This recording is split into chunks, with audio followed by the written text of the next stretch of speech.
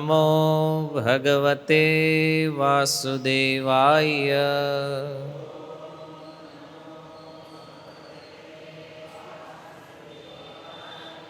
ઓમ નમો ભગવતે વાસુદેવાય.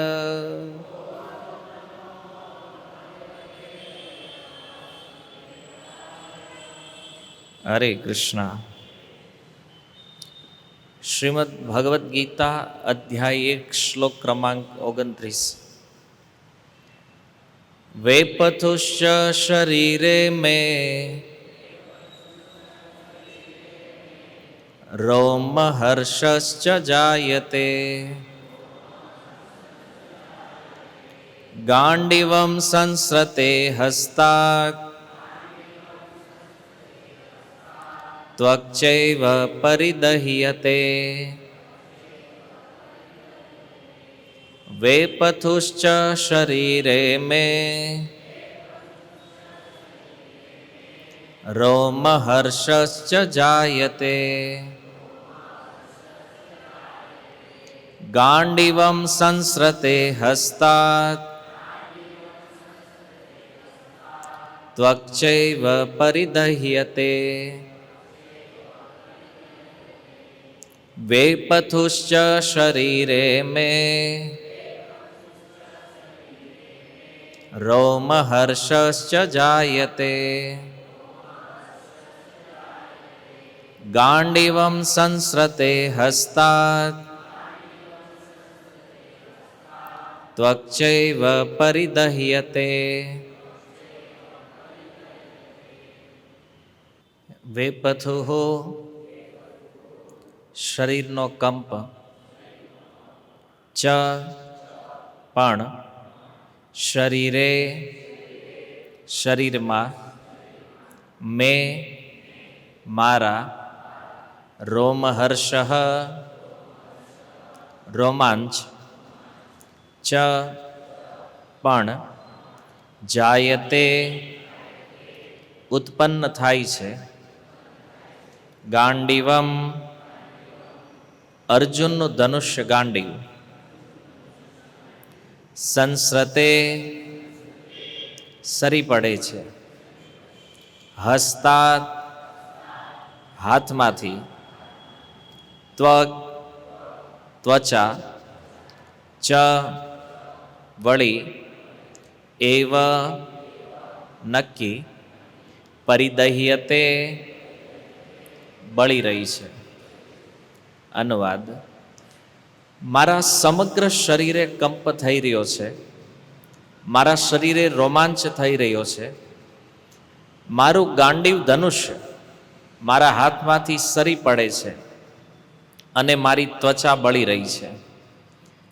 ભાવાર્થ: શરીરનો કંપ બે પ્રકારે થાય છે અને રોમાંચ પણ બે પ્રકારે થાય છે.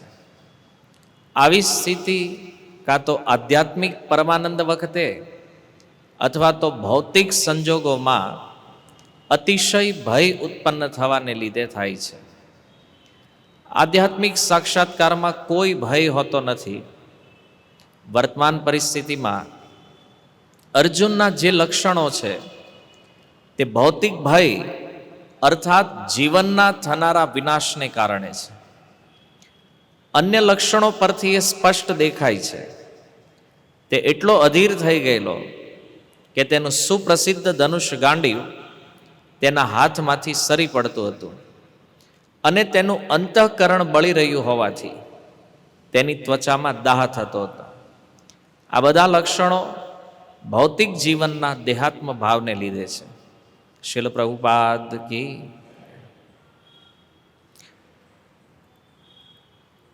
હરે કૃષ્ણ.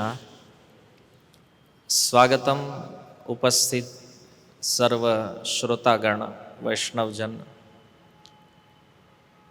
આપણે ગયા વખતે 28 નંબર શ્લોકની જે ચર્ચા કરી, જેમાં પોતાના સ્નેહીજનોને જોઈ અને અર્જુન જે શ્લોક બોલી રહ્યા છે, દ્રષ્ટેમમ સ્વજનમ કૃષ્ણ યુયુત્સુમ સમુપસ્થિતમ સિદંતી મમ ગાત્રાણી મુખમ ચ પરિશુષ્યતિ. તો આ શ્લોકની અંદર ભગવાન કૃષ્ણને અર્જુન સંબોધિત કરતા કહે છે કે મારી સામે જે મારા સ્વજનો ઊભા છે, આ સ્વજનોને જોઈ અને મારી અંદર એક પ્રકારનો ભય ઉત્પન્ન થઈ રહ્યો છે. તો ગયા વખતે આપણે ચર્ચા કરી કે અર્જુન જ્યારે પોતાના સ્નેહીજનોને જોવે છે અને ભગવાનને કૃષ્ણ સંબોધન કરે છે, તો ભગવાન શ્રી કૃષ્ણ જેનું એક નામ સર્વાકર્ષક છે, અને ભગવાન એક સાથે અનેક પ્રકારના રસનો અનુભવ પોતાના ભક્તોને કરાવે છે. આપણે એ સમજ્યા કે કોઈ વસ્તુમાં આકર્ષણ છે એનો અર્થ છે કે એમાં કોઈ રસ છે. કોઈ વસ્તુનું આકર્ષણ એના રસના કારણે છે. તો ભગવાન તો રસોવેય સહ છે. સંસારના બધા જ રસ એમાંથી પ્રગટ થયા છે.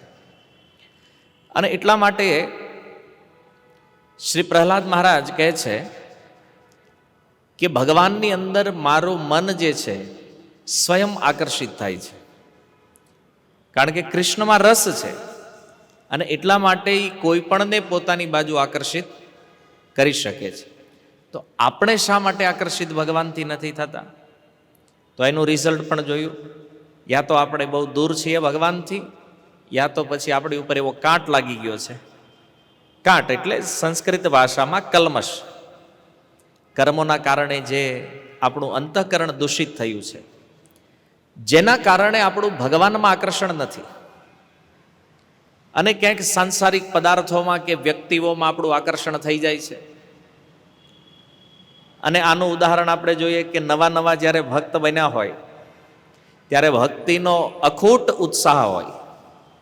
જેમ અર્જુન મહાભારતમાં એન્ટર થતા હતા ત્યારે કોણ છે સામે એકવાર જોઈ લેવા જોઈએ, આપણને એમ થાય એક દીમાં જ પૂરું કરી નાખશે બધા, પણ જોયા પછી લાગ્યું કે આમાં નહીં મેળ પડે. એમ આપણે તે 4-5 વર્ષ ભક્તિમાં આવીને પછી એમ થાય કે હવે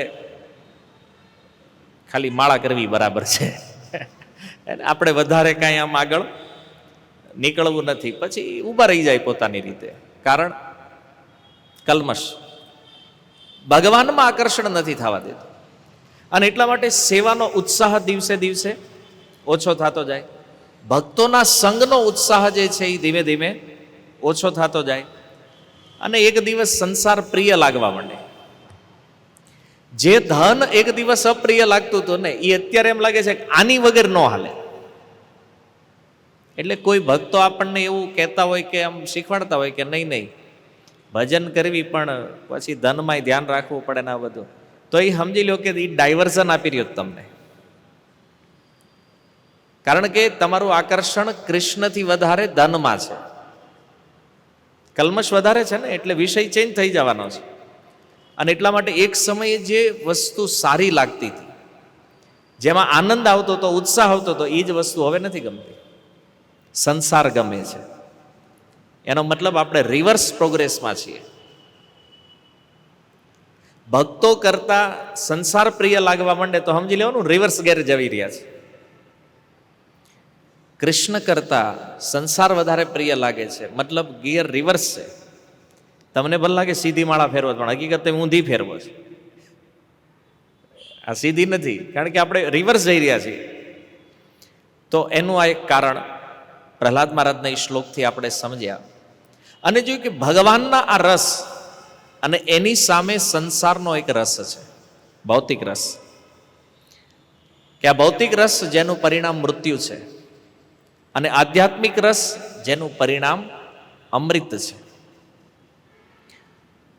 જેવી રીતે બીનસ ફ્લાયટ્રેપ જે છોડ છે, જેનું ઉદાહરણ આપણે સમજ્યા કે એ છોડની અંદર એક લિક્વિડ હોય છે, અને લિક્વિડ જે છે એ છોડનો પાચક રસ છે. પણ એમાં એટલી સુગંધ હોય, એટલો મધુર હોય કે કોઈ જીવજંતુ એમાં આકર્ષિત થાય અને એ રસને ગ્રહણ કરવા માટે એ છોડ ઉપર જાય એટલે છોડ બંધ થઈ જાય અને એનું મૃત્યુ થઈ જાય. સેમ વસ્તુ આ સંસારમાં આપણે ભૌતિક વસ્તુઓથી જ્યારે એટ્રેક્શનમાં આવીએ છીએ અને આપણા મનમાં એવો ભાવ થાય કે આ વસ્તુ કે વ્યક્તિ મને સુખ આપશે, પણ આપણને ખબર નથી કે ધીરે ધીરે આપણને મૃત્યુ બાજુ આગળ લઈ જઈ રહ્યું છે. કારણ કે સંસારનો રસ જે છે એનું અંતિમ ડેસ્ટિનેશન મૃત્યુ છે. એ રસ ત્યાં લઈ જવાનો છે, આ ભોગનો રસ. તો આપણે વિચાર એ કરવાનો હતો કે આધ્યાત્મિક અને ભૌતિક છે તો બંને આકર્ષણના સ્થાન. કારણ કે ભૌતિક રસ પણ આપણને આકર્ષિત કરે છે અને આધ્યાત્મિક રસ પણ આપણને આકર્ષિત કરે છે. તો આજે આપણે સમજીએ કે આ જે બંને રસ છે, તો આ બંને રસની અનુભૂતિ આપણે વર્તમાન સમયમાં કરી રહ્યા છીએ. ભૌતિક રસની અનુભૂતિ આપણને બહુ વધારે છે, આધ્યાત્મિકની એટલી ઓછી છે, પણ થોડી થોડી છે. હવે તમે અહીંયા બેઠા છો એનો અર્થ એ છે કે તમે આધ્યાત્મિક રસનો થોડો એવો ટેસ્ટ લીધો છે, થોડું એવું એમ. આખી મધની બોટલ હોય ને એનું એક બિંદુ આપણે ટેસ્ટ કર્યું છે અને એટલા માટે આપણે અહીં ટક્યા છીએ, અહીંયા બેઠા છીએ. કારણ કે લાલચ છે ને, થોડું વાર વધારે મળશે. પણ બોટલનું ઢક્કન કેવી રીતે ખોલવું એ ખબર નથી. આ તો કોઈકે ટેસ્ટ કરાવ્યું કે આ એક રસ લ્યો તો મજા આવશે, પણ હવે બહારથી જોઈએ છે કે આ રસ તો છે, આમાં રસ લેવો છે, કેવી રીતે લેવો એ ખબર નથી. એટલે આપણે અટવાઈ ગયા છીએ. અને મૂળ વાત તો એ છે કે રસનો પરિચય પણ નથી. કૃષ્ણ ભાવનામૃતમાં આવી તો ગયા છીએ, પણ આ રસને સમજવું આપણા માટે બહુ જરૂરી છે. કારણ કે બંનેની કમ્પેર કરશો ત્યારે જ ખબર પડશે ને કયા રસમાં આપણે સ્થિત થવાનું છે. હે ને? નહીતર જો ભૌતિક રસ જે છે એવું આમ અંદરથી આપણને આનંદ આપે. તમને એક એક્ઝામ્પલ આપું કે તમને બિઝનેસ કરવાનો શોખ છે, તમે ધન કમાવ છો અને જે દિવસે 1 કરોડ ભેગા થઈ ગયા તમે કેટલા પ્રસન્ન હો. તો તમે રોજ 16 માળા કરતા હોવ, રોજના 27,000 નામ લ્યો છો, તો એક દિવસ તો તમે કરોડપતિ થઈ જ જવાના છે. તો એ જ્યારે કરોડ નામ જપ જ્યારે થાય ત્યારે કઈ આનંદ થાય છે? એમ નામ હાલે છે ને રોજ નથી. મટીરિયલ પૈસા જો કરોડ રૂપિયા ભેગા થાય તો અંદરથી એક આનંદ, આમ અલગ આનંદ આવતો હોય. યાર આપણી પાસે કરોડ થઈ ગયા, હવે કરોડપતિના લિસ્ટમાં આવશું આપણે. પણ કરોડ નામ જપ કર્યા પછી તો કોઈ આનંદ, સેમ સ્થિતિ જૈસે થે. કેમ? કારણ કે પ્રભુપાદજીની પરંપરામાં છીએ ને. પ્રભુપાદજીનું જ્ઞાન છે એઝ ઇટ ઇઝ, એટલે કે આપણે એઝ ઇટ ઇઝ, એમ ફેરફાર ન થવો જોઈએ આપણા. સ્થિત પ્રજ્ઞ અવસ્થામાં આવી ગયા છે કે ગીતામાં ભગવાને કીધું ને, સુખ દુઃખે સમય કૃત્વા લાભા લાભો જયા જયો, એ સમસ્થિતિમાં આવી ગયા છે. પણ એવું નથી. જો આ બંનેની અનુભૂતિ જે છે એના પૂર્વ એનું જ્ઞાન હોવું જરૂરી છે કે સંસારના વિષયોમાંથી પણ રસ તો મળે જ છે આપણને, પણ એ રસ કેવો છે? એ વિનસ ફ્લાય ટ્રેપ જેવો છે. આ ઇંગ્લિશ વર્ડ છે કે એ ઉડતા જીવજંતુને ટ્રેપ માને ફસાવવું, એ ફસાવે છે. એ રસનું આકર્ષણ. એમ સંસારની અંદર જે ભોગનો રસ છે એ રસ આપણને પણ ફસાવે છે. આમાં આપણને એવું લાગે આમાં અતિ આનંદ છે, અતિ સુખ છે, અને એટલે ક્યારેક ક્યારેક ભક્તિને છોડીને પણ આપણે એ રસ લેવા માટે પહોંચી જાય. ભક્તિમાં રસ લાગતો જ નથી આપણને. આ 5-10 વર્ષ જાય તો આપણને નીરસ લાગવા માંડે કે આમાં રસ નથી. એટલે પાછા વિષય રસમાં પડે. અને વિષય રસની સ્થિતિ તો આ છે. અને આવું શું કામ થાય ખબર છે? કે આપણે દેખાદેખીમાં બહુ માનીએ છીએ. કોઈ ભગત થોડોક પૈસાવાળો થાય ને તો આપણને એમ થાય કે ઓહો આપણે વાંહે રહી ગયા કે આ બધું સેવા કરવામાં ને કરવામાં કે આમાં લાગવો કે નકર એમાંય પાછા 5 ભગત એવા મળી જાય એટલે તમે કહેતા હતા કે થોડુંક સેવામાં ઓછું ધ્યાન આપો ને ધંધામાં ધ્યાન રાખો કે આવું કહેવા વાળા તમારા શત્રુ છે, યાદ રાખજો. જે તમને મિત્ર દેખાય છે ને આ મિત્રના રૂપમાં શત્રુ છે. અરે ભગવાનની સેવાથી વધારે વિશેષ આનંદ જગતમાં કયો છે? પણ જે કીડો હોય એને છોડમાં જ રસ દેખાવાનો છે, પણ જે ભક્ત છે એને ભગવાનમાં રસ લાગવાનો છે. તો આપણે મહાજનો એને ગતસ પંથા આચાર્યોના પગલે ચાલવું જોઈએ, નહીં કે આવા કોઈ લોકો જે કહી રહ્યા છે એના પગલે ચાલવાથી શું ફાયદો છે? એ પાછા તમને ગુમાવીને સંસારમાં લાવવા માંગે છે કે તમે જેવા પહેલા હતા ને એવા થઈ જાઓ, તમારે ભક્ત થવાની જરૂર નથી. અને ક્યારેક ક્યારેક આવો કુસંગ જે છે ને એ આપણને યુટર્ન લેવડાવી દે. આ કુસંગ બહુ ખતરનાક વસ્તુ છે, પણ ક્યારેક ક્યારેક કુસંગ જ આપણને એટલો પ્રિય હોય કે આપણે ચાહવા છતાં પણ છોડી શકતા નથી. કારણ કે એ કુસંગીની વાત એટલી કર્ણપ્રિય લાગતી હોય. આમ મંદિરે રાધા દામોદરના દર્શન કરવામાં એટલો ઉત્સાહ આનંદ ન હોય, એટલું હોય ક્યારે હું આને જઈને મળું, ક્યારે એના ઘરે આપણી મીટિંગ થાય અને ક્યારે એ રસ આપણા કાનમાં આવે, ગ્રામ્ય કથા, અને એનાથી આપણું હૃદય તૃપ્ત થાય. તો આનું પરિણામ શું છે? મૃત્યુ. તો આ બંને ડિફરન્ટ જો આપણે સમજશું તો આપણા મનમાં એક દ્રઢતા આવશે કે આપણે કયા રસમાં જવાનું છે, અને એ રસ માટે આપણે કાંઈ પણ કરવા તૈયાર થશું.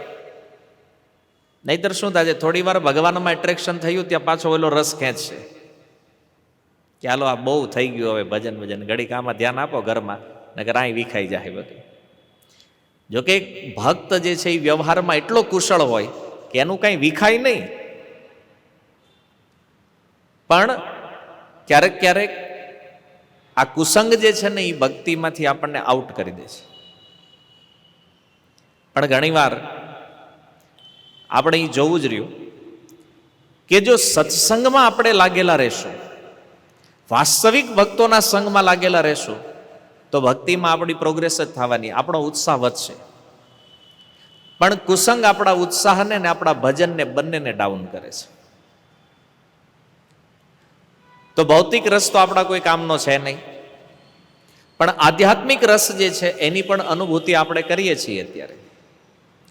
કયા માધ્યમથી? તો જો શીલ પ્રભુપાદજીએ ઇસ્કોનની અંદર આપણને જે માધ્યમો આપ્યા છે, આ બધામાં એક આકર્ષણ છે, રસ છે. સૌથી પહેલા અર્ચા વિગ્રહ. તો જો એક ભક્ત માટે અર્ચા વિગ્રહ જે છે ને એ પોતાના પ્રાણ છે. એને અર્ચા વિગ્રહ એટલે ભક્ત માટે સાક્ષાત ભગવાન છે. તો અર્ચા વિગ્રહનું એટ્રેક્શન કેવું છે, આનું આકર્ષણ કેવું હોય? જો એક સત્ય ઘટના છે. આફ્રિકાની અંદર પ્રભુપાદજીએ પ્રચાર કર્યો, એક મંદિર ખોલ્યું આફ્રિકામાં, કાળિયાઓને ભગત બનાવ્યા, અને ભગવાનની સેવા કરે. આરતી આફ્રિકા એટલે તમે એની કલ્પના ન હોય તમને. એ જમાનામાં જ્યારે પ્રભુપાદ ત્યાં ગયા, અત્યારે થોડુંક સુધારા ઉપર છે, તો ત્યાં ભક્તો હતા, અને સવારમાં મંગળા આરતીનો સમય, બધા ભક્તો મંદિરમાં, ભગવાનની આરતી ચાલે, અને એમાં લૂંટારુઓ આવ્યા મંદિરમાં ગન લઈને બધાને કીધું અહીં ઉભા રહી જાવ સાઈડમાં, અને આખા મંદિરમાં ફેલાઈ ગયા બધા બંદૂક લઈને. એટલે પૂજારી તો બિચારો આરતી ઉતારતો, એને કઈ ખબર નહીં આ આવ્યા છે વાહે. અને પૂજારીને પ્રભુપાદજીનું ઇન્સ્ટ્રક્શન ખબર. પ્રભુપાદજીએ કીધેલું કે મંદિરમાં કોઈ પણ વગર ઇન્વિટેશને આવી જાય એટલે એને અતિથિ સમજવો.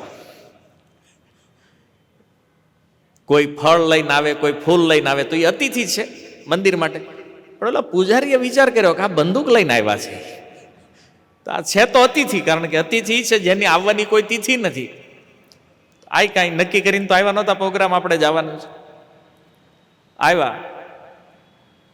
પણ એણે જોયું ભગવાન રાધા કૃષ્ણના વિગ્રહ, એટલે એનો જે લીડર હતો ને આવ્યો આગળ, પૂજારી પાસે આવીને કે આ કોણ છે? એ કે અરે એ પૂજારી તે આફ્રિકાના, એટલે ઈ કાળિયો અને આ કાળિયો, બે કાળિયા હામા હામી. એટલે એની ભાષા સમજી ગયો. એટલે એ પૂછ્યું ઈ કે આ કોણ છે? ઈ કે આ રાધા કૃષ્ણ છે, અમારા ભગવાન છે. તો ઈ કે એક લેડીઝ છે, એક જેન્ટ્સ છે. બરાબર.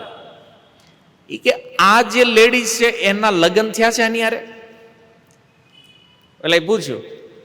હલો, પૂજારીને કાંઈ ખબર નહીં બિચારાને. એને હા પાડી દીધી કે હા એના લગ્ન થઈ ગયા છે. તો ઓલા એ કીધું કે એક કામ કરો, બધા ઈ કે શસ્ત્ર મૂકી દો હેઠા. કેમ? આ આપણા માણસો છે ઈ કે. કારણ કે ભગવાન કૃષ્ણ કાળા હતા, રાધા રાણી ગોરા. એટલે ઈ વખતે ને ઓલી રંગભેદની નીતિ હાલતી હતી, કાળા ને ગોરાની. એટલે ઓલાએ કીધું કે આ લેડીઝ ગોરી છે અને એને લગ્ન કાળા હારે કર્યા છે, આ આપણા માણસો છે ઈ કે, આને છોડી દો. તો જો તમે ભગવાનનું એટ્રેક્શન, એટલે આ પ્રસંગ મેં સ્મરણ કર્યો, મને વિચાર આવ્યો કે આપણે વિગ્રહ લાવવી તો કૃષ્ણ તો કાળા જ લાવવા જોઈએ. કારણ કે એ કાળા લોકોને એમ થાય કે આપણા છે ભગવાન. તો પ્રભુપાદ એકવાર લેક્ચર આપતા હતા આફ્રિકામાં, તો એણે કીધું કે જો ભગવાન કાળા છે, તમે કાળા છો, તો એટલે ખુશ થઈ ગયા આફ્રિકા વાળા. એકબીજાને સામું જોઈને હસવા માંડ્યા કે ભગવાન આપણી જેવા છે. પણ પ્રભુપાદ જે કે કાળા છે પણ એ સુંદર છે, તમે નથી. એટલે તમારી જેવા નથી, એમ ખાલી કલર ભલે કાળો છે પણ એ શ્યામ સુંદર છે અને તમે ખાલી શ્યામ છો. તો આકર્ષણ છે શ્રી વિગ્રહનું કે જો એ વિગ્રહના કારણે એ મંદિર પણ બચી ગયું અને એ ભક્તોનો જીવ બચી ગયો. કારણ કે ઓલાને એટલું જ લાગ્યું કે કાળો એટલે આપણો માણા હોય. તો ભગવાન કાળા હતા, એને થયું ભગવાન આપણા છે. તો અર્ચા વિગ્રહનું આકર્ષણ છે. ઘણીવાર મંદિરોમાં લોકો ભક્ત બને છે અર્ચા વિગ્રહનું દર્શન કરીને. અચ્છા, પુસ્તક. ઘણીવાર બુક સ્ટોલ ઉપર આપણે હોઈએ ને તો લોકો આવે કે તમારી પાસે જેટલી પ્રભુપાદની બુક્સ હોય ને બધી આપી દો. આવા લોકો આવે છે. પણ આ રસ છે ને બહુ ઓછો છે. કારણ કે પુસ્તકથી ભક્ત બન્યા હોય, ફિલોસોફી વાંચીને સિદ્ધાંત સમજીને, આવા સૌથી ઓછા ભક્તો ઇસ્કોનમાં છે, જે બુક્સથી ભક્ત બન્યા છે. ફિલોસોફીનું આકર્ષણ જેને થયું હોય હે ને. બાકી તમે આમ મોસ્ટ ઓફ જુઓ તો લોકો બુક્સથી આગા ભાગતા હોય. પણ પ્રભુપાદજીના ગ્રંથોમાં એવું આકર્ષણ છે કે એકવાર કોઈ વ્યક્તિ આને જો વાંચે ધ્યાનપૂર્વક તો એ વ્યક્તિ નિશ્ચિત રૂપમાં ભક્ત બની જાય. ભલે પુસ્તકથી ઓછા ભક્તો બન્યા છે, આનું આકર્ષણ ઓછું છે, પણ આકર્ષણ તો છે કે ફિલોસોફીથી પણ લોકો ભક્ત બને છે. ત્રીજું છે પ્રસાદ. આનાથી તો સૌથી વધારે ભક્તો બને. કારણ કે ઇસ્કોનનો પ્રસાદ એટલો ફેમસ. જો એક સત્ય ઘટના છે.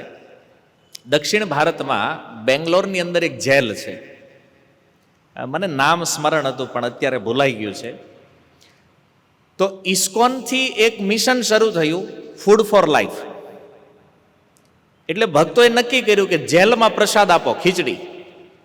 તો રોજ મંદિરથી ગાડી જાય, ત્યાં પ્રસાદ વિતરણ થાય અને કેદીઓને તો મજા પડી ગઈ ભાઈ, રોજ ખીચડી મળે, પ્રસાદ મંદિરનો. તે જેની જેની સજા પૂરી થાય તો એ શું કરે, ઓલાને ખબર પડી ગઈ કે હવે સજા પૂરી થાય, આપણે ઘરે વયા જાઉં તો ખીચડી નહીં મળે. તે પોલીસવાળાને લાફો માર્યો. હવે ઓન ડ્યુટી ઓફિસરને તમે લાફો મારો એટલે એનો તો દંડ થાય અને પાછો જેલમાં પૂરે. પાછો જેલમાં નાખ્યો એને. તો ઓલા થયું હાલો હવે આપણું થઈ ગયું, 2 વર્ષ રહીશું અહીંયા, 2 વર્ષ ખીચડી ખાવું પાછા. તે બીજા વ્યક્તિ એની જે હારે રહેતો હતો ને એને પૂછ્યું, ઈ કે તું, તારે તો સજા પૂરી થઈ ગઈ હતી, તું છૂટવાનો હતો, તું કેમ પાછો આવ્યો અંદર?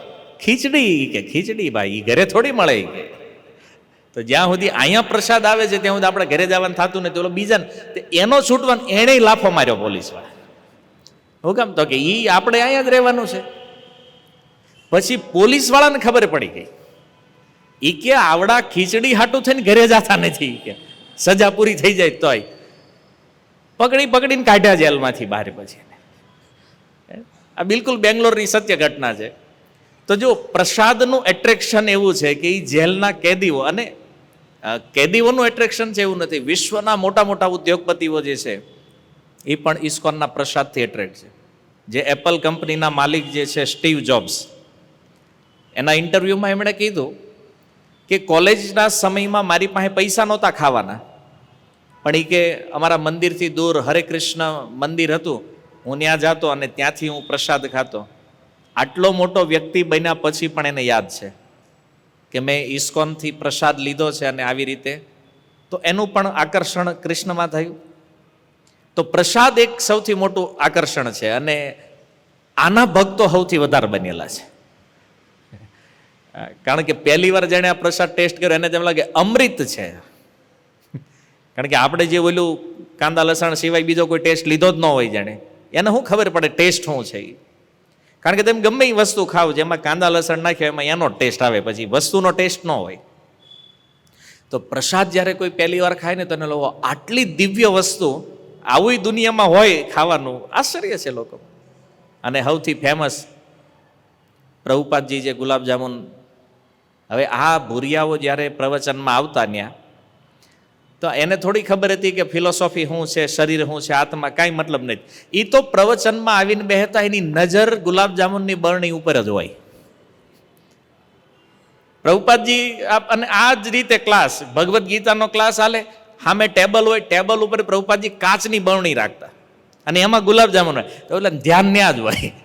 કારણ કે પ્રભુપાદ શું બોલે છે એમાં એને કોઈ મતલબ જ નહોતો કે યાર સ્વામીજી શું કહે છે, એ બધું ઉપરથી જાય છે. આપણે એ તો એ કે આ પૂરું ક્યારે કરે ને આ બુલેટ આપણને મળે ક્યારે. કારણ કે ગુલાબજામુન જે એકદમ નોનવેજ ખાવાવાળા લોકો, એને બિચારાએ ટેસ્ટ જ નહોતો કર્યો કે આવી ગુલાબજામુન જેવી સુંદર વસ્તુ પણ હોય દુનિયામાં, અને એમાં ભગત બની ગયા. આકર્ષણ છે રસ પ્રસાદનું.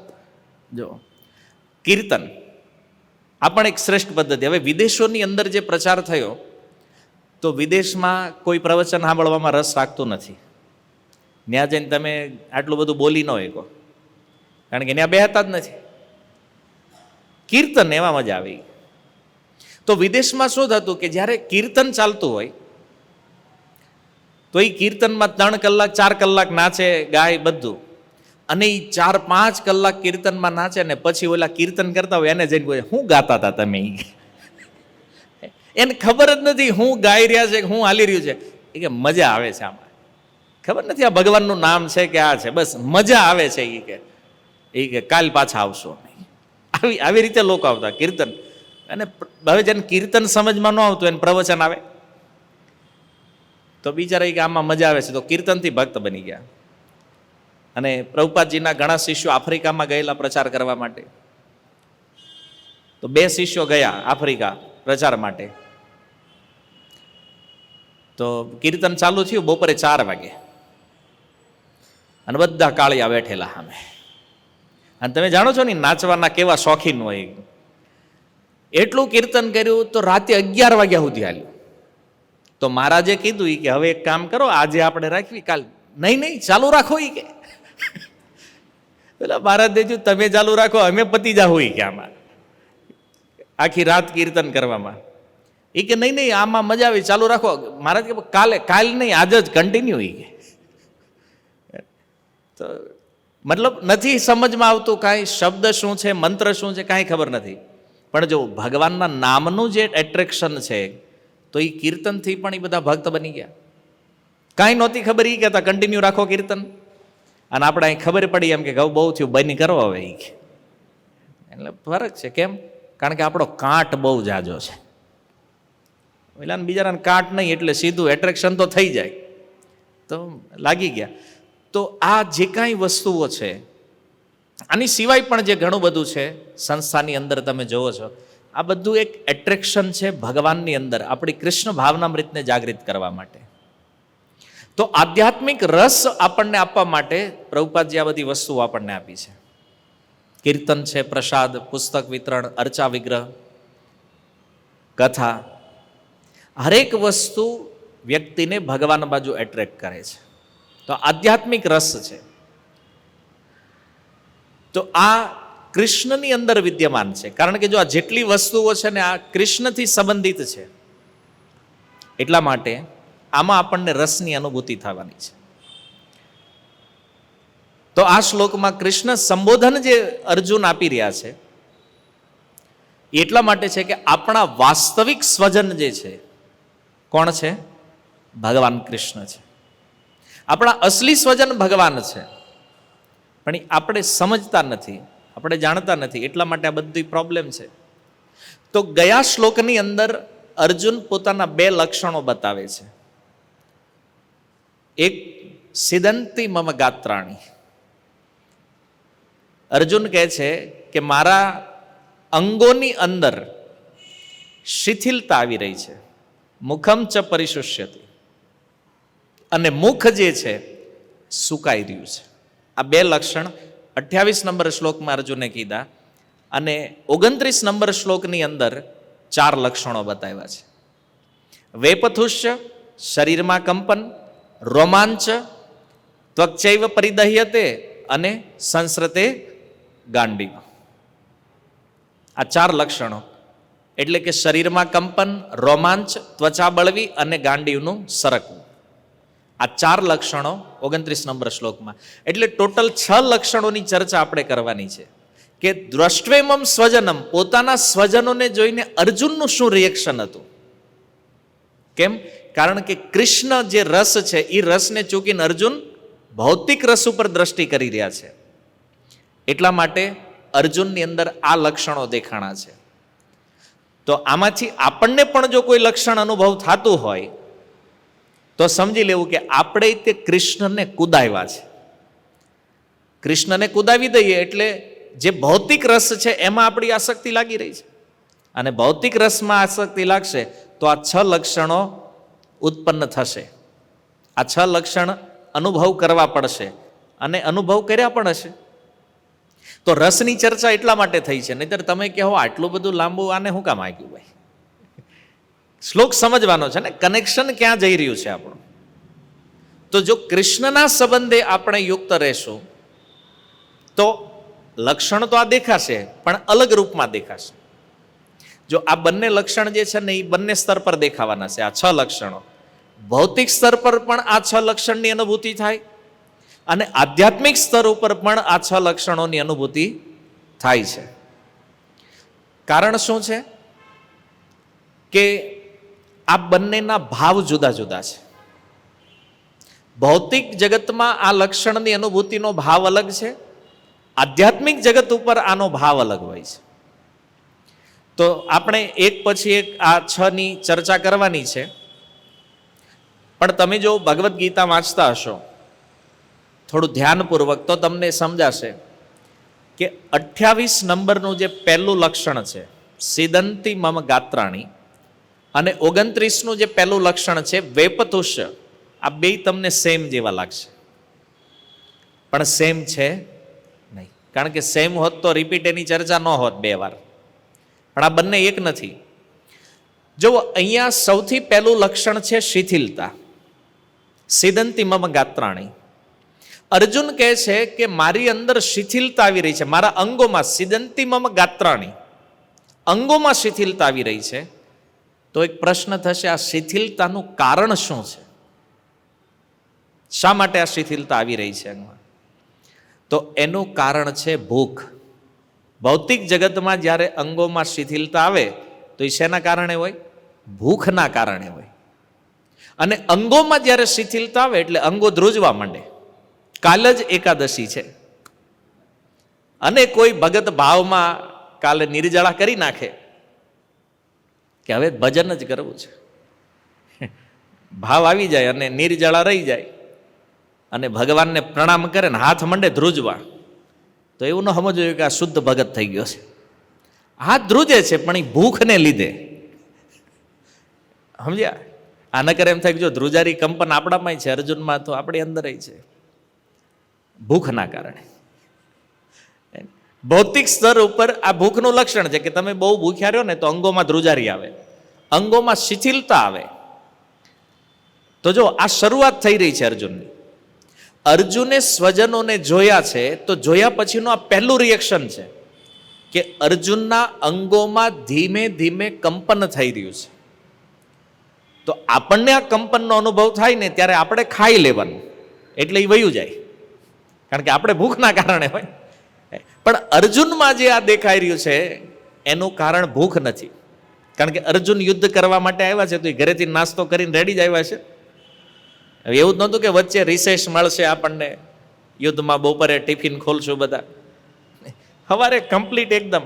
તો ભૂખના કારણે આ નથી, આ સામાન્ય લક્ષણ છે. હવે ધીરે ધીરે આગળના જે 6 લક્ષણો છે ને, એક પછી એક લક્ષણમાં તીવ્રતા આવતી જશે. તો અર્જુન વિચાર કરે છે અને વિચારવાથી આ લક્ષણોની શરૂઆત થાય.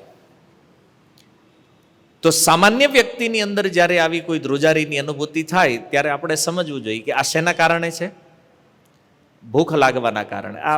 પણ આધ્યાત્મિક અવસ્થામાં આ વસ્તુ જ્યારે બને છે ત્યારે એ ભૂખના કારણે નથી હોતી, એ પ્રેમના કારણે હોય છે.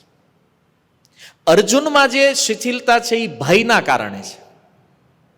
અત્યારે એની અંદર જે આ શિથિલતાનો અનુભવ થઈ રહ્યો છે ને, એનું કારણ ભય છે. અને કોઈ ભક્તમાં ભગવાનની સામે જ્યારે આ લક્ષણ પ્રગટ થાય એનો અર્થ ભગવાનમાં પ્રેમ છે. તો ભયના કારણે આ લક્ષણ આવ્યા છે કે પ્રેમના કારણે, એ સમજવું બહુ જરૂરી છે.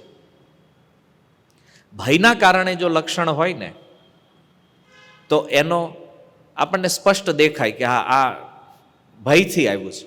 જેવી રીતે અર્જુનમાં કેમ ખબર પડે? અર્જુન તો ભક્ત પણ છે, એને ભગવાન પણ સાથે છે સામે. તો આ અર્જુનના લક્ષણો આધ્યાત્મિક દ્રષ્ટિકોણ છે નહીં. અર્જુનની શિથિલતાનું કારણ એના સ્વજનો છે. સ્વજનોનું દર્શન કર્યા પછી આ થયું છે અર્જુનને. અને એટલા માટે આપણે એ સમજવું કે અર્જુનના ભયના લક્ષણ પ્રગટ થઈ રહ્યા છે. અચ્છા, ભય શેનો છે અર્જુનને? શેનો ભય છે? યુદ્ધ હારી જવાનો? અરે ગાંડીવ ધારી છે ભાઈ. ડર તો છે નહીં, મરવાનો ડર છે કે અર્જુનને એમ કે કોઈક મને બાણ મારશે ને હું મરી જઈશ? નહીં, મૃત્યુનો પણ ભય નથી અર્જુનને. તો અર્જુનનો ભય શેનો છે? સ્વજનોના મરવાનો? નહીં, એ પણ ભય નથી એને. અને સ્વજનના મરવાનો ભય હોત તો આગળ આની જ હારે લડ્યા નથી વિરાટ યુદ્ધમાં? આ જ હતા સામે બધા, આના આજ એ જ ભીષ્મ, એ જ દ્રોણ, એ જ કર્ણ, એ જ દુર્યોધન. ત્યારે કેમ અર્જુનને કંપારી ન આવી? ભીષ્મ જ હતા સામે. એનો અર્થ એ છે કે અર્જુનને સ્વજનના મૃત્યુનો પણ ભય નથી. અર્જુનનો અસલી ભય જે છે ને એ પાપનો ભય છે, અધર્મનો ભય છે. અને એટલા માટે પ્રભુપાદ 28 નંબર શ્લોકના તાત્પર્યમાં લખે છે કે જે ભક્ત છે એની અંદર દૈવી ગુણો અપને આપ વિદ્યમાન હોય છે. અર્જુન પણ ભક્ત છે ભગવાન. અને એટલા માટે એ અન્ય જીવો ઉપર કરુણા કરવી અર્જુનનો સ્વભાવ છે, ભક્ત હોવાના કારણે.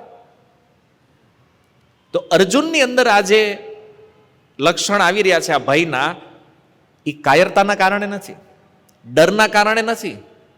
અર્જુનના લક્ષણો એને પાપનો ભય છે એના કારણે છે કે જો મારા સ્વજનને હું મારીશ તો એને મારવાનું મને પાપ લાગશે. અર્જુનનો આ ભય છે, અર્જુન મનમાં વિચારી રહ્યા છે. અને પાપના ડરના કારણે, હવે જો પાપનો ડર કોને હોય? સજ્જન માણસને હોય કે દુર્જનને હોય? હે? સજ્જનને હોય ને. દુર્જન કોઈ દી વિચાર કરે? અને જો બધાને જ પાપનો ડર હોય, જગતમાં પાપ થાય જ નહીં. સારો વ્યક્તિ હોય, સદગુણી હોય, એને પાપનો ડર લાગે, દુર્જનને નહીં લાગે. તો અર્જુન ભક્ત છે એટલા માટે અર્જુનને ડર છે ક્યાંક પાપ ન લાગી જાય. તો અર્જુન ડરી રહ્યા છે અને એટલા માટે એના અંગોમાં શિથિલતા આવી રહી છે. પહેલું કારણ સમજમાં આવી ગયું? ઓકે. બીજું લક્ષણ અર્જુન કહે છે મુખમ ચ પરિશુષ્યતિ. અર્જુનનું મુખ સુકાઈ રહ્યું છે. આજની ભાષામાં તમને કહું ને તો આ સેમ લક્ષણો ડિપ્રેશનના છે. વર્તમાન સમયમાં કોઈ માણસ ડિપ્રેશનમાં આવે ને એને આ જ થાય, જે 6 વસ્તુ અર્જુનને થઈ ડિપ્રેશન વાળા ના જ હોય. તો હજારો વર્ષો પહેલા આપણી પાસે ટેકનિક હતી, જ આ થાય. તત્વ સમજવાનું. આજે કોઈ પણ માણા હોય ને આમ સામાન્ય પૂછો તો કે મને ડિપ્રેશન છે. શું કામ છે? કારણ કે એનામાં ભય છે, અને ભયના કારણે ડિપ્રેશનમાં છે. પછી કોઈ પણ ભય હોય, સ્વજનોને ખોવાનો ભય હોય, ધનને ગુમાવી દેવાનો ભય હોય, પોતે કોઈ કાર્ય કરશે એમાં અસફળ થવાનો ભય હોય, અને આ જ બધું કારણ તો ડિપ્રેશન લાવે છે. તો અર્જુનનું આ ડિપ્રેશન જે છે આ જ કારણ છે, સ્વજનોના મૃત્યુથી લાગવાવાળા પાપનો ભય. અર્જુન એટલે ડિપ્રેશનમાં જઈ રહ્યા છે. તો પહેલા તો અંગો ધ્રુજ્યા ને પછી મુખ મંડ્યું સુકાવા. કહે છે પ્રભુ મુખ સુકાઈ રહ્યું છે. અને આની અનુભૂતિ આપણે પણ કરીએ છીએ કે મોઢું કેમ હુકાય. તમને ઉદાહરણ આપું કેમ હુકાય? હા, તમે ગીરના જંગલમાં ગયા હોય અને હાવજ આવે સામેથી, અને એમાં આપણે ઓલી ગ્રીલ વગરની જીપમાં બેઠા હોય,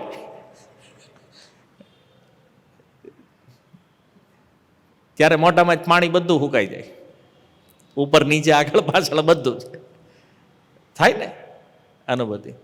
તો અર્જુને કીધું કે મુખ શુષ્યતી નહીં, મુખ પરી મને બધી બાજુથી મોઢું હુકાઈ રહ્યું છે મારું, ચારેય બાજુથી.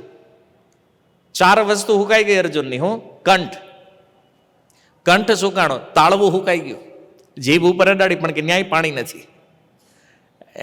મુખ એટલે અંદરનો જે ભાગ છે, અને હોઠ, 4 વસ્તુ હુકાઈ ગઈ અર્જુનને.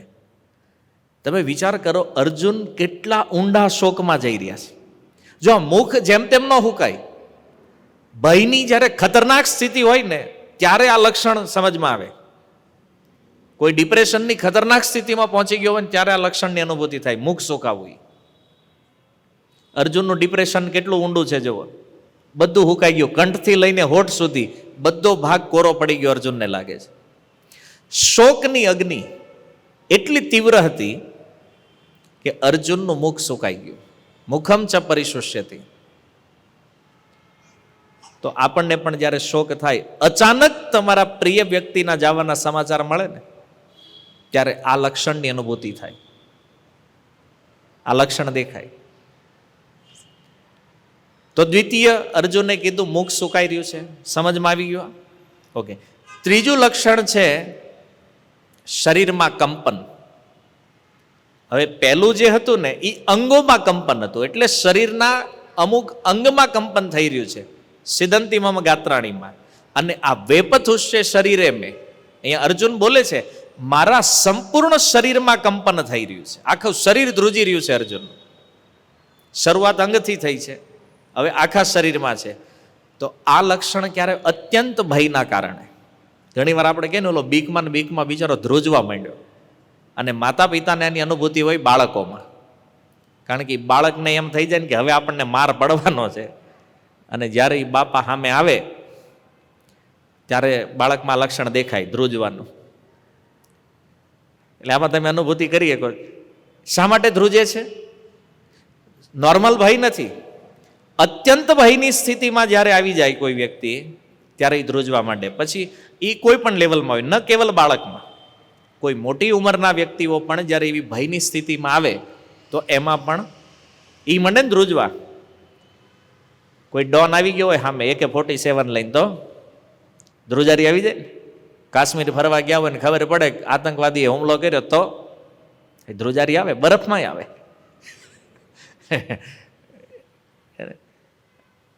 તો અત્યંત ભયની સ્થિતિમાં આવું થઈ જાય. તો શ્રીમદ ભાગવતની અંદર એક પ્રસંગ છે આના અનુલક્ષ્યમાં. ભગવાન જ્યારે દ્વારકાધીશ બન્યા અને દ્વારિકામાં રહેતા હતા, રૂકમણીજી સાથે વિવાહ થયા, તો એક દિવસ ભગવાન કૃષ્ણ અને રૂકમણીજી વાર્તાલાપ કરતા હતા. ભગવાન એનું એક સિંહાસન હતું, એની ઉપર સૂતા છે અને રૂકમણીજી એમને પંખો નાખી રહ્યા છે. આ બાજુ ઊભા છે, ભગવાન આમ સૂતા છે. તો ભગવાનને થયું કે ચાલો થોડો પ્રેમ કલહ કરીએ. પ્રભુપાદજી કહેતા કે પતિ પત્નીમાં પ્રેમ કલહ હોવો જોઈએ. આ ન હોય ને તો ગૃહસ્થ જીવનની કોઈ મજા નથી. અને ઘણાને એમ થાય કે લ્યો આ હું અમારે ખાલી કલહ છે, પ્રેમ કલહ નથી. અને દાંપત્ય જીવનનું અસલી સુખ જે છે ને એમાં છે. તો ભગવાન કૃષ્ણએ કીધું કે રૂકમણી, તમે જીવનમાં એક બહુ મોટી ભૂલ કરી છે. હું ભૂલ કરી છે એ કે તમે એટલા સુંદર અને તમે આ પૃથ્વી ઉપર જેની હારે ચાહો એની હારે તમારા વિવાહ થઈ ગયા. અને થવાના હતા, તમારા વિવાહ રાજા સાથે થવાના હતા. હવે જો ભગવાન બોલે છે એટલે એના બોલવામાં તો પછી ભાઈ શબ્દમાં કઈ કમી ન હોય. એ બોલ્યો શિશુપાળ ચેદી રાજ. હવે જો સોનાની નગરીમાં ભગવાન બેઠા છે તો ઉપર કોને કરે? શિશુપાળને. ચેદી રાજ શિશુપાળ એટલો મહાન રાજા, અને હું તો રાજા નથી. કારણ કે વાસ્તવમાં જોવો તો દ્વારકામાં રાજા તો મહારાજ ઉગ્રસેન છે, કંસના પિતા. કારણ કે યદુવંશને તો શાપ હતો ને કે એના વંશનો કોઈ વ્યક્તિ રાજા નહીં થઈ શકે. તો રાજા ઉગ્રસેન છે. તો ભગવાન કૃષ્ણ કે જો ભાઈ અમારું તો એવું છે કે અમે તો નાનપણથી રખડવા વાળા, ગાયું ચરાવતા, અને એમાં આ પોગી ગયા. યોગ્યતા કાંઈ છે નહીં અમારામાં. તો રાજાઓને છોડી અને એ પાછા સુંદર રાજાઓ, તું મારો કલર જો, શિશુપાળનો રંગ જો. ડિસિઝન ઠીક નથી તમારું, ચોઈસ બરાબર નથી તમારી. ભગવાન થોડોક તમારે વિચાર કરવાનો હતો. આમ યોગ્ય જોડી નથી આપણી કે પતિ પત્ની જે હોવા જોઈએ. ક્યાં તમે ક્યાં હું. આપણી ભાષામાં કહે તો ભગવાન કહે, એટલે ભગવાને કીધું એ કે તો આપણે સાથે નહીં રહેવું જોઈએ, ડિવોર્સ લઈ લઈએ. ડિવોર્સ મતલબ કે ભગવાને કીધું કે હજી કાંઈ બગડ્યું નથી. આપણી ભાષામાં મગ ચોખા ભળી ગયા નથી. તો જો તમારી ઈચ્છા હોય તમે બતાવો આ પૃથ્વી ઉપર કયો રાજા છે, હું વ્યવસ્થા કરીશ. ભગવાન કે તમારા વિવાહ કરાવી દઉં. ભગવાનને ખબર નહીં એનું મોઢું આ બાજુ છે, રૂકમણી અહીંયા પંખો નાખી દે. ભગવાન તો બોલી રહ્યા છે. એમાં રૂકમણીજીની અંદર કંપન શરૂ થઈ ગયું. ભગવાન મજાક કરે છે, રૂકમણીજીને થયું આ સિરિયસ છે, આ કઈ હાસુન નો કાઢી મૂકે કે મને. અને ભગવાને એટલો ભાવથી કીધું કે તમે જ્યાં કયો ત્યાં, જે રાજા કયો એની હારે હું વ્યવસ્થા કરી દઈ વિવાહની. કારણ કે તમારે થોડુંક જવું જોઈએ, હું તો લાયક નથી તમારે. અને ભગવાન તો બોલતા એમાં અચાનક અવાજ આવ્યો, ધડામ દઈને પડ્યા. જોયું તો રૂકમણીજી પડ્યા. અને કેમ પડ્યા છે આનું વર્ણન વિશ્વનાથ ચક્રવર્તી પાદ કહે છે. રૂકમણીજી પડ્યા આ સાંભળીને તો કેવી રીતે, જેવી રીતે કોઈ દંડ ઊભો હોય ને એને આમ છોડી દેવાનું પડે ને એમ. બોલ્યું નહીં આમ થોડું ઘણું આડાવડા થઈને કે થોડાક આમ તેમ થઈને નહીં, જેમ દંડ ભૂમિ ઉપર પડે એમ રૂકમણીજી ધડામ થઈને પડ્યા. ભગવાને જોયું આ શું થયું, એ કે આ લે આને સિરિયસ લઈ લીધું લાગે એને. તો ભગવાને ચતુર્ભુજ રૂપ ધારણ કર્યું. બે હાથથી રૂકમણીજીને ઉઠાવ્યા, સોવડાવ્યા શૈયા ઉપર. બંને હાથથી પકડ્યા, બે હાથથી અને બાનમાં લાવવાની ટ્રાય કરે છે ભગવાન. અને રૂકમણીજીનું તો શરીર આખું કંપન ધ્રુજારી લઈ રહ્યું છે, પરસેવે રેબ જેમ. એને થયું કે હાચું કાઢી મૂકશે એ આપણે. અને રૂકમણીજીનો સ્વભાવ છે ને બિલકુલ શાંત સરળ એકદમ, અને સત્યભામાં બિલકુલ વિપરીત. એણે કીધું પારિજાત જોહે તો જોહે. એ એક અલગ ભાવમાં છે સત્યભાવજી, પણ રૂકમણીજી મતલબ એકદમ અનુકૂળ ભાવની પત્ની છે. તો ભગવાનને થયું કે આ કેટલી સીધી છે કે એ નથી સમજતી કે હું મજાક કરું છું એની આરે. આ પ્રેમ કલહમાં રૂકમણી બેભાન થઈ ગયા. તો ચક્રવર્તી પાદ કહે છે કે આનું આ ફાયદો શું છે આવા પ્રેમ કલહનો. એ કે રૂકમણી જે છે ને એ કપૂર છે, અને ભગવાન કૃષ્ણના શબ્દો જે છે ને એ ખલ છે. તો કપૂરને જેમ ખલમાં તમે ઘૂંટો ને એમ એની સુગંધ વધે, સુગંધ પ્રસરે. એમ કહે છે દાંપત્ય જીવનમાં પ્રેમ કલહ હોય ને તો એમાં પ્રેમ વિકસે, પ્રેમની સુગંધ વધે. તો ભગવાન વધારતા. તો રૂકમણીજીને જે રોમાંચ મતલબ શરીરમાં જે કંપન થઈ રહ્યું છે, તો અત્યંત ભયના કારણે. અર્જુનમાં આ ભય નથી. જો અર્જુન ક્ષત્રિય છે, અર્જુનનું શારીરિક બળ એટલું છે કે આ લક્ષણ એને સ્વજનોના મૃત્યુથી થવાવાળા પાપનો ભય છે, પણ અર્જુન બેહોશ નથી થઈ ગયા. રૂકમણીજી તો સ્ત્રી છે ને, તો બિચારા ભયનું લેવલ કંઈક વધારે વધી ગયું છે, એમાં બેભાન થઈ ગયા. પણ લક્ષણ સમાન છે બંનેમાં. તો રૂકમણીજીનો ભય શું હતો કે ક્યાંક ભગવાનથી વિરહ ન થઈ જાય, દ્વારકાધીશને છોડીને ખરેખર ન જવું પડે. એટલા માટે રૂકમણીજીમાં પણ શરીરમાં કંપનના લક્ષણો દેખાણા. આ લીલા ભાગવતની અંદર છે. ચોથું લક્ષણ છે રોમાંચ. મંગળારતીમાં ગાવશો ને, રોમાંચ કંપા શ્રુતરંગ ભાજો વંદે ગુરુ શ્રી ચરણારવિંદમ. તો અષ્ટ સાત્વિક ભાવ જ્યારે પ્રેમની અતિ થઈ જાય હૃદયમાં, તો અષ્ટ સાત્વિક ભાવના લક્ષણો છે. રોમાંચ થવો શરીરમાં. તો બે પ્રકારના રોમાંચ હોય છે, એક આધ્યાત્મિક છે, એક ભૌતિક છે. ભૌતિક જગતમાં રોમાંચ થાય ભયના કારણે, અને આધ્યાત્મિક જગતમાં રોમાંચ થાય આનંદના કારણે. ચૈતન્ય મહાપ્રભુએ જેવું જગન્નાથજીનું દર્શન કર્યું તો આ લક્ષણ એમાં દેખાણું. શરીરમાં રોમાંચ થવા માંડ્યો, અને જેના કારણે એ અષ્ટ સાત્વિક ભાવ જે છે એમાં ધીરે ધીરે ધીરે ધીરે લક્ષણો પ્રગટ થયા. જગન્નાથજીના દર્શન કરવાનો આનંદ હતો મહાપ્રભુને, જે આ રોમાંચ દ્વારા વ્યક્ત થયો. સાર્વભૌમ ભટ્ટાચાર્ય ઓળખી ગયા કે આને શું થાય છે. બીજા કોઈને ખબર ન પડી, એટલા બધા હજારો લોકો ઊભા હતા જગન્નાથ મંદિરની અંદર, કોઈને ખબર ન પડી આને શું થઈ રહ્યું. પણ સાર્વભૌમ ઓળખી ગયા કે આ રોમાંચ ભગવાનના દર્શનના કારણે થયું, જગન્નાથજીને જોઈને. તો આધ્યાત્મિક સ્થિતિ છે આ. અને ભૌતિક સ્થિતિમાં જ્યારે ભય હોય તો રોમાંચ થવા માંડે. તો ભયની સ્થિતિ તો આપણે અનુભવેલી છે. કેવી રીતે થાય છે રોમાંચ? એટલે આપણી ભાષામાં રૂવાડા બેઠા થઈ જાય. આપણે કોકની બાજુમાં બેઠા હોય ફોર વ્હીલમાં, અને સામે હામો ટ્રક ને આપણી ગાડી આવી ગઈ હોય ને 1 ઇંચ રહી ગઈ હોય જગ્યા, અને એને આમ કાવું માર્યું હોય, ત્યારે જે થાય ને, પછી કોકને આપણે જ્યારે એનું વર્ણન રૂવાડા બેઠા કરી દીધા હતા ને, આપણે કહેતા હોય ને કોઈને કે રૂવાડા બેઠા થઈ ગયા, રોમાંચ થાય ને ત્યારે. અત્યારે શિયાળામાં થાય ઠંડીના કારણે, તો એમાં ન સમજવું છે કે હા આપણને યાદ થઈ રહ્યું છે. સવારમાં મંગળ આરતીમાં ગયા હોય સ્વેટર ભૂલી ગયા હોય તોય રોમાંચ થાય.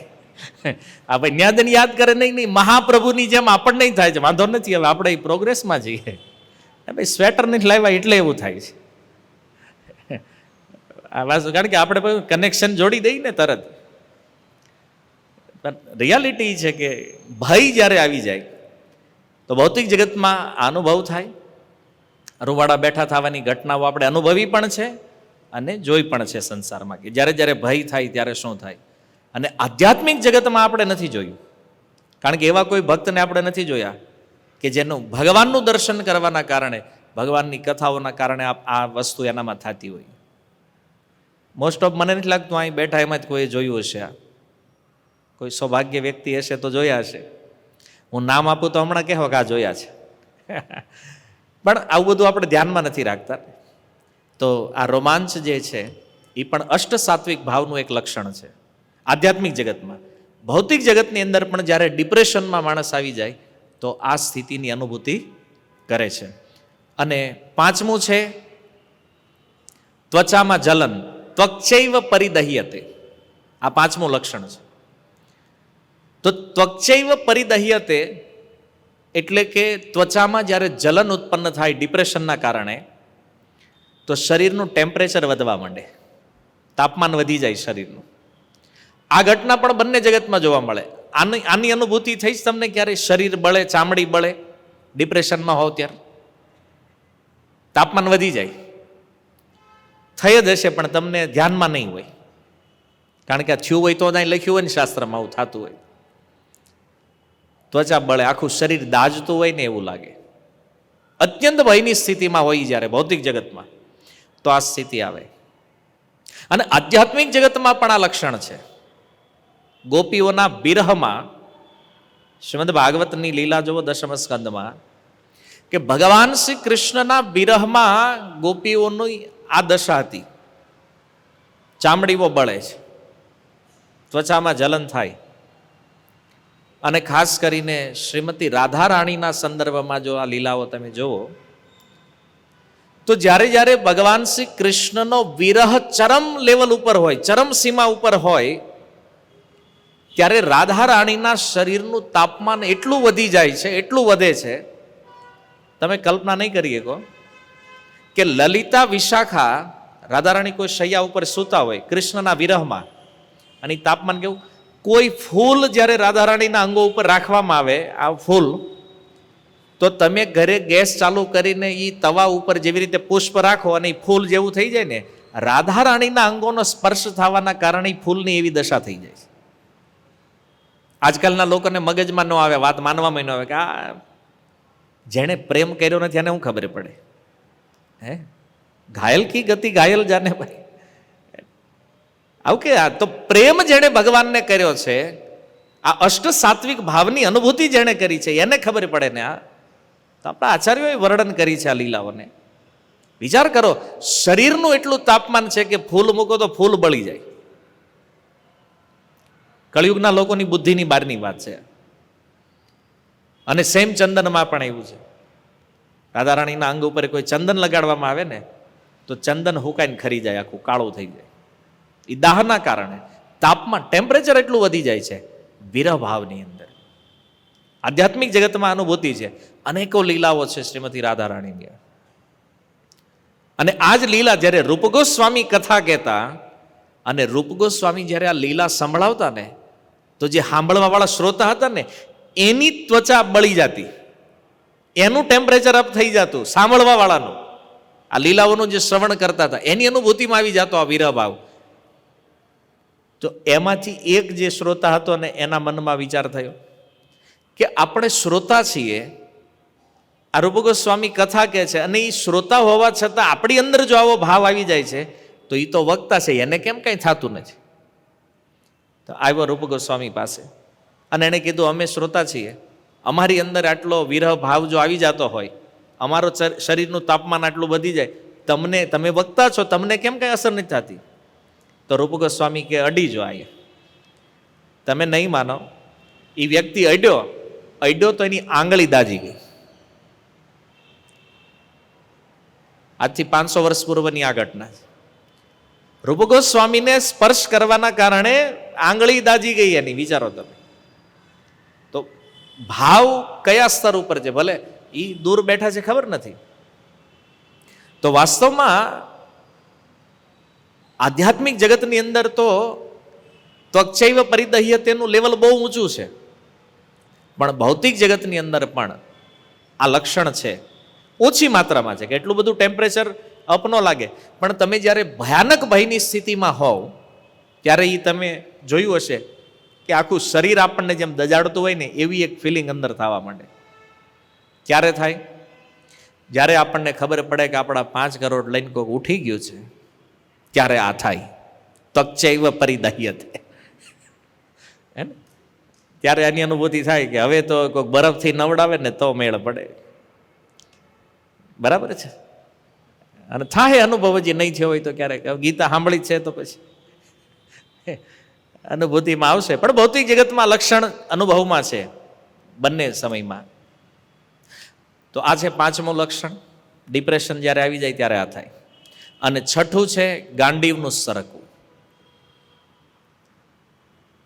તો આ 6થા લક્ષણમાં જ્યારે આવે છે સંસ્રતે ગાંડીવ. અર્જુનના હાથમાં છે ગાંડીવ અને હંમેશા રહે છે. અર્જુન લગભગ ગાંડીવ ક્યારેય છોડતા નથી. અને આ ગાંડીવ એટલું પ્રિય છે અર્જુનને. અને અર્જુન એવા સામર્થ્યવાન યોદ્ધા છે કે એના હાથમાંથી ગાંડીવ ક્યારેય પડતું નથી. પણ આજે પહેલી વાર મહાભારતનો ઇતિહાસ તમે વાંચી લ્યો, પહેલી વાર અર્જુનના હાથમાંથી ગાંડીવ ધનુષ સરકી રહ્યું છે. પડી નથી ગયું. સમજો, અહીંયા સંસ્રતે શબ્દ આવ્યો છે, સરકી રહ્યું છે હાથમાં. મતલબ અર્જુન પકડવાની ટ્રાય કરે પણ નથી, મુઠ્ઠી નથી વળતી. અને હેવી છે ને ગાંડીવ, તો ધીરે ધીરે સરકી રહ્યું છે હાથમાંથી થોડું થોડું. અર્જુન પકડવાની ટ્રાય કરે, પકડમાં રહેતો નથી. કેમ? કારણ કે ગાત્રો ઢીલા થઈ ગયા છે, સ્નાયુ ઢીલા પડી ગયા. તો વસ્તુ પકડમાં નથી રહેતી, ગાંડિયું સરી રહ્યું છે. અને ભગવાન જ્યારે રૂકમણીજીને કહેતા હતા ને પરિહાસ પ્રેમ કલહ, તો રૂકમણીજી ચામર નાખતા તો પહેલા ચામર જ પડી ગયું તો એના હાથમાંથી. સુખદેવજી કહે છે ચામર પડી ગયું. કેમ? કારણ કે સ્તંભિત થઈ જાય વ્યક્તિ. જ્યારે સ્તંભિત થઈ જાય ને તો હાથમાં જે કોઈ વસ્તુઓ હોય એ મંડે સરકવા. તો રૂકમણીજી ચામર નાખતા હતા તો ચામર આમ પકડ્યું છે તો નીકળી ગયું હાથમાંથી, પડી નથી ગયો. શું થયું છે? સરકી ગયો. જો પડવામાં ને સરકવાના અંતરને આપણને ખબર હોવી જોઈએ, નહીં તો લીલાનો રસ કંઈક બીજો થઈ જાય. પડી જવું એટલે શું કે અચાનક કોઈને જોવે અને ફિલ્મોમાં સિરિયલોમાં જોવો તો આમ થાળીયું હાથમાં જ પડી જાય, એ પડવું છે. એને એક ફિલ્મમાં જોયું તો એમ દીકરો દોડતો દોડતો આવે તો માની હાથમાં થાળી હોય, થાળી પડી જાય. પડવું, સરકવું એટલે ધીરે ધીરે જાય. કદાચ હાથમાંથી નીકળી ન જાય, હાથમાં રહી જાય એમ. પણ રૂકમણીજીનું ચામર તો પડી જ ગયું હતું, કારણ કે વ્યક્તિ સ્તંભિત થઈ જાય પછી હલી જ ન હોય કે તો વસ્તુ તો પડવાની છે હાથમાં, પણ અહીંયા સરકી રહી છે. રાધા રાણીની સુંદરતા જોઈને ભગવાન પણ સ્તંભિત થઈ જાય છે. ચક્રવર્તી પાદ જે લીલાઓ કહે છે, રાધા રાણીને જોવે ને તો ભગવાન એના રૂપને જોઈને સ્તંભિત થઈ જાય. અને આવું થયું એકવાર. રાધા રાણીને જોયા તો ભગવાન સ્તબ્ધ. તો વંશી હતી હાથમાં, પડી ગઈ. તો પડી ગઈ તો રાધા રાણીએ ચોરી કરી લીધી એની. વંશી ચોરી લીલા છે ને, તો વંશી ચોરી લીધી. ભાઈ એની લાંબી લીલા છે, ભાઈ પાછી કેમ લીધી ભગવાને. તો ભગવાનના હાથમાંથી વંશી પડી ગઈ હતી સ્તંભિત થવાના કારણે, જ્યારે એનું રૂપ જોયું શ્રીમતી રાધા રાણીનું.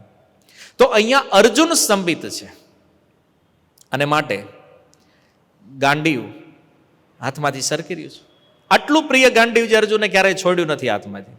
અને ગાંડિયું એટલું પ્રિય હતું અર્જુનને કે અર્જુને પ્રતિજ્ઞા કરી હતી, જો કોઈએ મારા ગાંડિવની નિંદા કરી મતલબ તલવારથી ગળું કાપી નાખીશ. એનું અર્જુનની પ્રતિજ્ઞા હતી. વિચાર કરો ગાંડિવ કેટલું પ્રિય હશે અર્જુનને. હવે બન્યું એવું મહાભારતના યુદ્ધમાં કે અર્જુન અને ભીમ બેયની લડાઈ થઈ કર્ણ સાથે. સૌથી પહેલા યુધિષ્ઠિર મહારાજની થઈ, તો યુધિષ્ઠિર મહારાજ ઘાયલ થઈ ગયા. તો એ સારવાર લેવા માટે છાવણીમાં આવ્યા. તો એને જોવા માટે અર્જુન આવ્યા. અને આ બાજુ ભીમ કર્ણ હારે એકલા. તો અર્જુન આવ્યા હતા યુધિષ્ઠિર મહારાજની ખબર લેવા માટે. હવે થયું એવું કે યુધિષ્ઠિર મહારાજ જોયું કે અર્જુનને પૂછ્યું, તું અહીંયા શું કરે છે? બોલે હું તમને જોવા આવ્યો. અરે મને નહીં, ન્યા ભીમને એકલો મૂકીને અહીંયા તું આવી ગયો છો. અર્જુન કાંઈ કામનો નથી, તુંય કામનો નથી, તારું ગાંડીવય કાંઈ કામનો નથી. અને અર્જુનનો મગજ ગયો ગાંડીવને, અને તલવાર ખેંચી એને યુધિષ્ઠિર મહારાજને મારવા માટે. કારણ કે અર્જુનની પ્રતિજ્ઞા હતી, ગાંડીવની નિંદા કોઈએ કરી તો તલવારથી માથું કાપી નાખી. અને એટલામાં ભગવાન આવી ગયા. ભગવાનને કીધું, અર્જુન હું કરે છું તું? એ કે મારો નિયમ છે. પણ એ કે યુધિષ્ઠિર મહારાજનું માથું કેમ કાપવું? એ કે તો અર્જુન કે હું કન્ફ્યુઝન છે મારું, પ્રભુ કહે કે હેલ્પ કરો તમે, શું કરવું જોઈએ? તો ભગવાન કે હું એક ઉપાય બતાવું છું આમાં. એ કે કોઈ મહાન વ્યક્તિ હોય ને એનું અપમાન કરી નાખ, એ મૃત્યુ કરતા વધારે ખતરનાક છે. અર્જુન કે ઉપાય સારો છે, પણ આ યુધિષ્ઠિર મહારાજ છે અને આનું અપમાન કરવું, પછી હું કેમ જીવતો રહું? કે ભગવાન કેજો અપમાન કરીને છે ને તરત માફી માગી લેજે. ભગવાનની યોજના બતાવી કે તરત ક્ષમા યાચના કરી લેજે, નહીં વાંધો આવે. તો અર્જુનને થયું કે આ ઠીક છે. તો અર્જુને જેવી નિંદા કરી યુધિષ્ઠિર મહારાજની, યુધિષ્ઠિર મહારાજ કે આપણે રહેવું જ નથી, આપણે વનમાં આવ્યું જવું છે કે. તો એ માંડ્યા હાલવા. તો માફી માગવાનો ટાઈમ ન રહ્યો. અર્જુન કે કંઈક કરો ભગવાનની, કે આ નીકળી જાય ને કર હમણાં. હવે મારે શું કરવું? એ કે આને માફી માગવાનો ટાઈમ નથી રહેવા દીધો. તો ભગવાને કીધું એક કામ કરે. એ કે યુધિષ્ઠિર મહારાજને મારવાના હતા ને, એના બદલે અર્જુને નક્કી કર્યું કે હું પોતે મરી જાવ. કારણ કે મેં મારા ભાઈની નિંદા કરી યુધિષ્ઠિર મહારાજની સામે, એને સીધું મોઢે એની નિંદા, મતલબ એ તો મૃત્યુથી વધારે ખરાબ છે, અને એને આટલું ખોટું લાગી ગયું, એ જઈ રહ્યા છે. તો અર્જુન કે મારે મરી જવું છે. તો ભગવાને કીધું, જો એક વાત સાંભળ, બીજાને મારવા એના કરતા મોટું પાપ છે પોતાને મારવું. ભગવાન છે, એની પાસે બધી નીતિ હોય. એ કે યુધિષ્ઠિર મહારાજને મારવાથી જેટલું પાપ લાગે ને એનથી વધારે પાપ લાગશે જો તું પોતાને મારીશ તો. મતલબ આત્મહત્યા સમજી લો કે આત્મહત્યા કરવી એટલું મોટું પાપ છે, બીજાની હત્યા કરવાથી પણ મોટું પાપ છે. અને પોતાની પ્રશંસા કરવી ભગવાન કે એનથી મોટું પાપ છે. એટલે કે અર્જુન તારે મરવું જ છે ને, તારા વખાણ કરી કીધું. અને અર્જુને ચાલુ કર્યું પછી, ભાઈ હું તો વિશ્વનો સૌથી શ્રેષ્ઠ ધનુર્ધર, શ્રેષ્ઠ ધનુષ મારી પાસે છે ને. અને આમ પોતાના વખાણ કરે ને અર્જુનને અંદરથી એમ થાય, ઓહો કોઈક બાણ મારતું હોય કે નહીં. કારણ કે પોતાની પ્રશંસા છે ને એ આત્મહત્યાથી પણ મોટું પાપ છે. તો અર્જુને આ કરીને પછી ભગવાનને કીધું કે હવે બધું બેલેન્સ થઈ ગયું. તો યુધિષ્ઠિર મહારાજ કે આ કરો શું? એ કે ક્યારેક મને મારવા તલવાર કાઢે, ક્યારેક મારું અપમાન કરે, ક્યારેક વળી પોતાની પ્રશંસા કરે. યુધિષ્ઠિર મહારાજનું મગજ કામ કરતું બંધ થઈ ગયું કે આ કરો શું બે ભેગા થઈને તમે? તો ભગવાનને સમજાયું આ મારી યોજના છે, આ મારું જ પ્લાનિંગ છે. એ કે આની પ્રતિજ્ઞા હતી, આ ગાંડીવને કોઈ કે ને કાંઈક તો એ કે તલવારથી માથું કાપી નાખે. અને તમે એને કીધું. યુધિષ્ઠિર મહારાજને ખબર નહીં કે આણે એવી પ્રતિજ્ઞા લીધી. પછી આખું સમજાવ્યું ભગવાને કે યુધિષ્ઠિર મહારાજ આમાં આમ હતું અને એટલે આ બધું થયું. પછી મામલો ઠેકાણે પડ્યો. અંદરો અંદર ડખો થઈ ગયો આમાં મહાભારતમાં. તો એટલે ગાંડીવ મૂળ કથાનો સારી છે કે આ ગાંડીવ જે છે એ કેટલું પ્રિય છે અર્જુનને. વિચાર કરો. અને એ ગાંડીવ આજે અર્જુનના હાથમાંથી સરી રહ્યું છે. કોઈ વ્યક્તિ ભલે ગમે એટલો ટેન્શનમાં ભાઈ પોતાની પ્રિય વસ્તુને છોડે નહીં. આજે અર્જુનનું પ્રિય ગાંડીવ પણ પોતાના હાથથી છૂટી રહ્યું છે. તો આ લક્ષણ જે છે એ બતાવે છે કે અર્જુન ખતરનાક ડિપ્રેશનના લેવલ ઉપર હતા. અને શીલ પ્રભુપાદ પોતાના તાત્પર્યની અંદર ખૂબ સુંદર વાત કહી રહ્યા છે. પ્રભુપાદજી લખે છે કે આવી સ્થિતિ ભૌતિક અથવા આધ્યાત્મિક સંજોગોમાં અતિશય ભય ઉત્પન્ન થવાના લીધે આવી પરિસ્થિતિઓ થાય છે. તો દેહાત્મ ભાવની સ્થિતિમાં જ્યાં સુધી કોઈ રહેશે તો એની અંદર આવા લક્ષણો ડિપ્રેશનના રૂપમાં આવવાના છે, સ્વાભાવિક રૂપમાં. અને કોઈ વ્યક્તિ ભગવાનને શરણાગત છે તો એને આવા લક્ષણો પ્રેમના રૂપમાં પ્રગટ થવાના છે. એટલા માટે વાસ્તવિકતા એ છે કે આસક્તિ ન રાખવી જોઈએ. આ ડિપ્રેશન આ જગતમાં કોઈને આવે છે એનું કારણ છે અત્યધિક આસક્તિ. કોઈ વસ્તુ કે વ્યક્તિમાં વધારે પડતી આસક્તિ હોવાના કારણે વ્યક્તિ આ 6 લક્ષણોનો શિકાર બને છે, જે અર્જુન અહીંયા થઈ રહ્યા છે. તો આ લક્ષણ જે છે આનાથી આ અધ્યાયનો પાયો નખાઈ રહ્યો છે. હવે જે આ શ્લોકો જે ચાલી રહ્યા છે ને એ આ પ્રથમ અધ્યાયના પાયાના શ્લોક છે. હવે અર્જુનની ભગવાન સામે રજૂઆત કરવાના છે કે મારે યુદ્ધ શા માટે ન કરવું જોઈએ. અને આ જે 6 લક્ષણો છે તમે કેટલું સમજ્યા છો એ મને ખબર નથી, પણ આ 6 લક્ષણથી સિદ્ધ થાય છે કે અર્જુન કોઈ સામાન્ય વિષાદમાં નથી, અર્જુનને કોઈ સામાન્ય ડિપ્રેશન નથી. અર્જુન ઊંડા વિષાદમાં નીકળી ગયા છે. અને એટલા ઊંડા વિષાદમાં ગયા પછી પણ આટલા ડિપ્રેશનમાં પણ અર્જુને ગીતા સાંભળી. એટલે આપણે કોઈ બાનું હોવું જોઈએ નહીં. હવે જેટલું ટેન્શન અર્જુનને છે એટલું છે કોઈ નથી. એટલે આપણે કોઈ બાના કાઢવાની જરૂર નથી. મારે ગીતા હું કામ ન સાંભળવી જોઈએ. આટલા ડિપ્રેશનમાં જો અર્જુન સાંભળતા હોય તો આપણે તો સાંભળવી જ જોઈએ, કારણ કે અહીંથી જ બહાર નીકળવાનું છે. ઓકે, તો નેક્સ્ટ શ્લોકથી અર્જુન આ બધી વસ્તુઓ રજૂઆત કરશે ભગવાન આગળ કે મારે યુદ્ધ શા માટે ન કરવું જોઈએ. અને એના બહુ જબરજસ્ત તર્ક અર્જુન આગળના શ્લોકોમાં આપશે, જે આપણે આવતા ગુરુવારે શ્રવણ કરીશું. હરે કૃષ્ણ. શીલ પ્રભુપાદ કી. નિતાય ગૌર પ્રેમાનંદે.